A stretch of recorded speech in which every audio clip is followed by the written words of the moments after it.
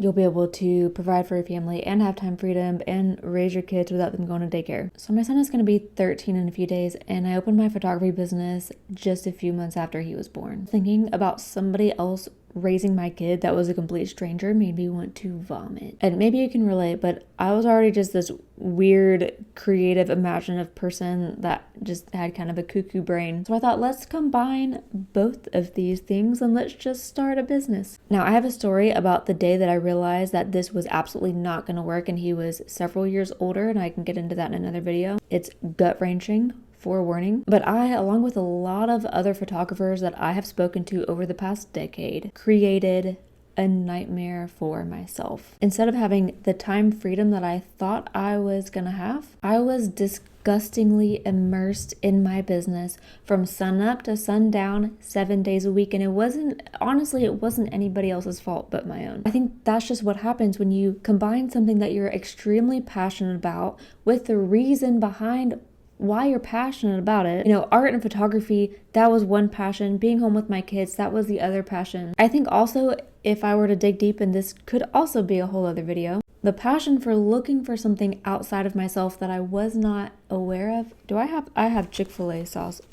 I have Chick-fil-A sauce all over. Wait, that's barbecue sauce. I didn't know it at the time. And I think this is something that us creatives should talk about more. One of the more dark reasons why we are so creative, why we get lost in our imagination. As a creative business owner, there might be some things that you hadn't explored within yourself that is translating into you becoming a workaholic within something that you're passionate about for certain reasons. It could be proving yourself to anybody, expressing yourself and being a version of yourself that you've always wanted to be. It could be finding success. It could be feeling loved. I also want to circle back and say that I live in a military community. Why is that important? Well, we have so many photographers here, hundreds, possibly thousands, honestly. So one of the most ideal jobs for a wife or a mom that comes here is photography, because you can take it anywhere you go. You don't have to get hired by an employer. It can be something for just you. I mean, think about it. If you've moved away from all your friends and family and everything that you've known,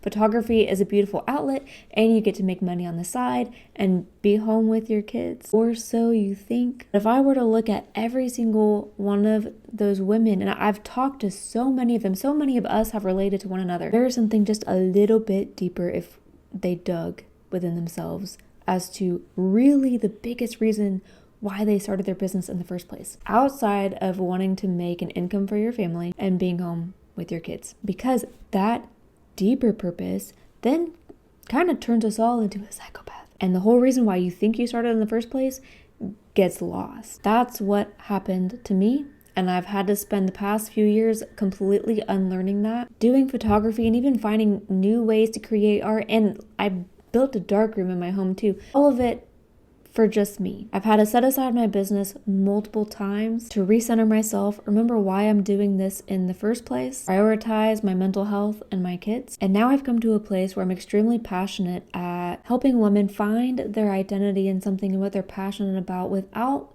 feeling guilty, because I think for a lot of us, we started it as a business out of guilt. Among all the other reasons that I mentioned earlier, I think one of the reasons that we turned it into a money-making machine is because we felt guilty having something that we loved if it didn't give back to our family in some way. This barbecue sauce, I cannot. And I think that there was some kind of weird movement going on that I don't think that we've talked really at all about, where there was a time where so many of us were romanticizing, especially with the big boom of social media and Instagram and aesthetics, where everything looked so ironically picture perfect online, and we thought, I want that for a lot of the reasons that I mentioned earlier. We chased after it and we enmeshed ourselves in all of it, and we lost sight of what really could have been the best part of our lives. You know, creativity, photography, art, all of it is such a beautiful thing that we all get to tap into. And with the whole mom talk movement, I think that a lot of us got lost. So for myself, I've been reclaiming that,